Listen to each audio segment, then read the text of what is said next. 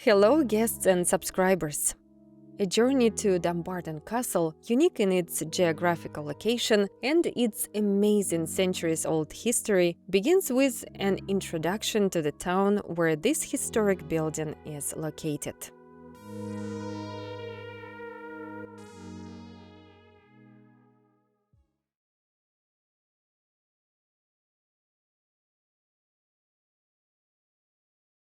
The town of Dumbarton is a place with a rich history, beautiful natural landscapes, and a rugged, Scottish practical charm which is reflected in every inch of the town's buildings. I did not come here for the pompous views of Georgian or Victorian architecture, but to get acquainted with the true color of the ancient fortress and to see from the inside what the unusual Dumbarton Castle looked like and how people lived there more than a century ago. The town of Dumbarton is located in the western part of Scotland in an area called Dumbartonshire. It stands on the northern bank of the River Clyde, at the point where it joins the River Leven. When I arrived in the town, the first thing I noticed was its unique architectural appearance, which, like the pages of a chronicle, reflects the changes of eras and stages of development. The buildings are low, which is characteristic of industrial-type development. On both sides of the street are three-story and more rarely four-story houses. The ground floors house numerous shops, coffee shops, and beauty salons. The facades of the red brick and sandstone buildings look aesthetic as they are devoid of decorative elements and ornaments. Two-story houses, typical of 19th century workers' settlements, have also been preserved in the town. Walking down the street, I came to a cozy embankment with a view of moored boats and local residents' motorboats, the river and, of course, the town's main attraction, Dumbarton Castle.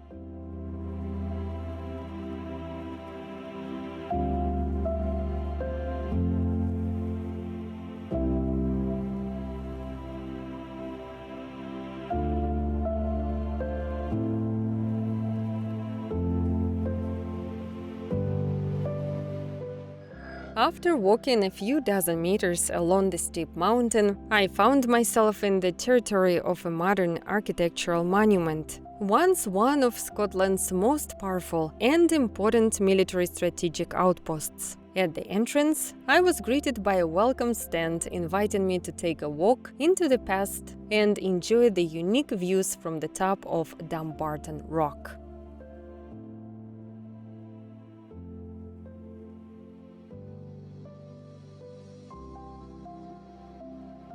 To get inside the castle, I had to first pass through a central arched entrance, where a memorial plaque in memory of Lieutenant Colonel James Clark, commander of the 9th Battalion of the Argyll and Sutherland Highlanders, is placed on the wall.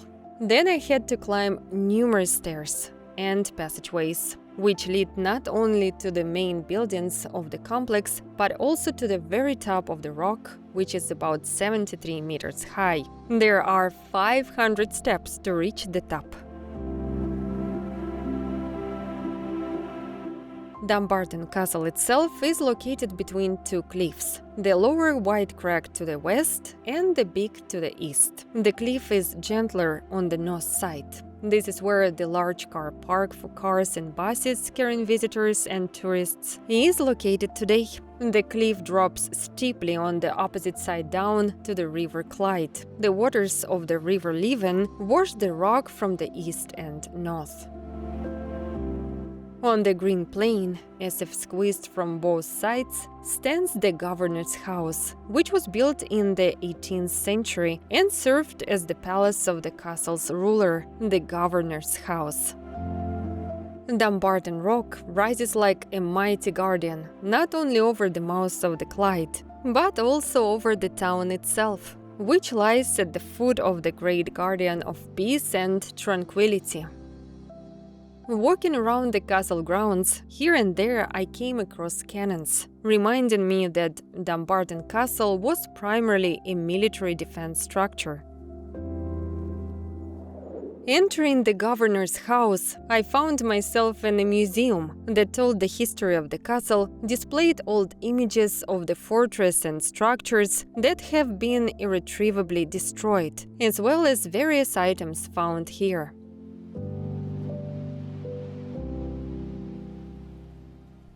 Continuing my way to the top, climbing a few more stairs and passing through narrow passages, I reached the Portcullis Arch, which was built in the 14th century and is now considered one of the oldest structures in the entire fortress.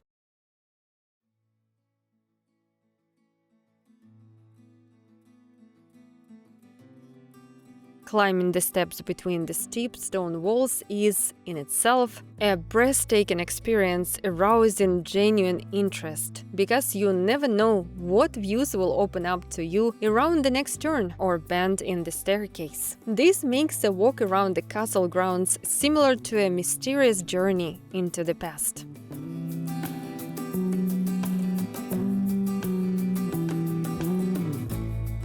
Reaching the next level, I came to the area where the French prison is located. This structure was built in the 18th century and has been well preserved to this day. In general, almost none of the earliest buildings remain on the territory of Dumbarton, as the fortress has been besieged and destroyed many times over the years.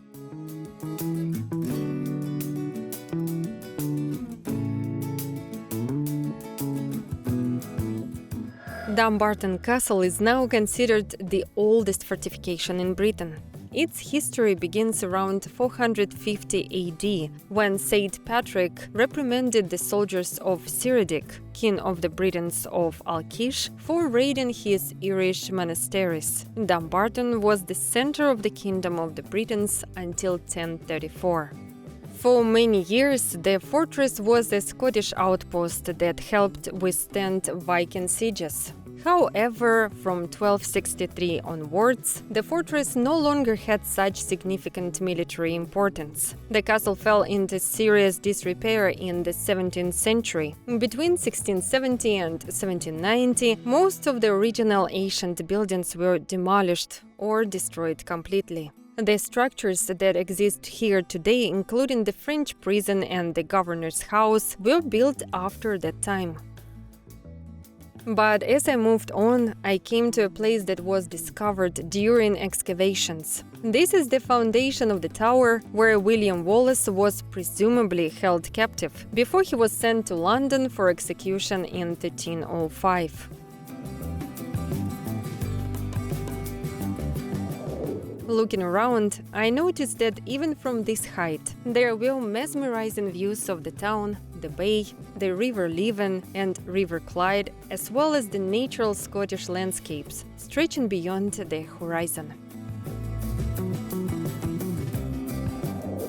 After enjoying the beauty of the surrounding area, I continued my journey across the green lawn to the top of the cliff. The flat path was occasionally interrupted by steps, which gradually began to cling to the roofs of the buildings below.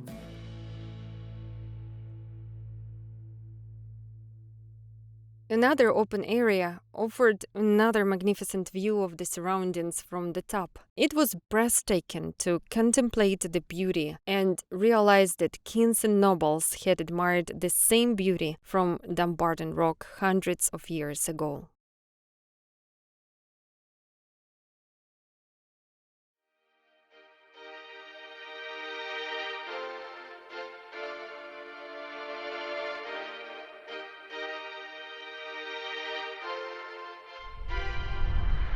A little further on, I came to another building, constructed in 1748, the magazine.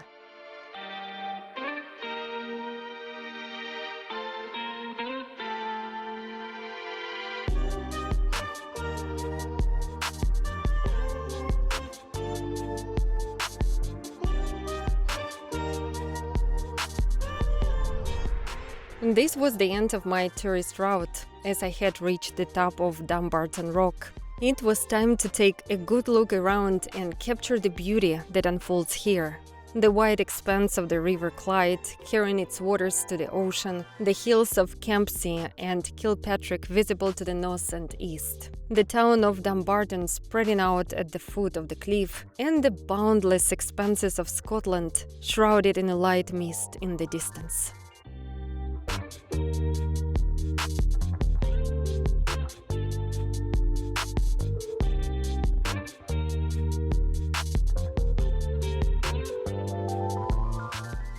The descent from the top allowed me to soak up the spirits of this place once again and enjoy the beauty of the local landscapes.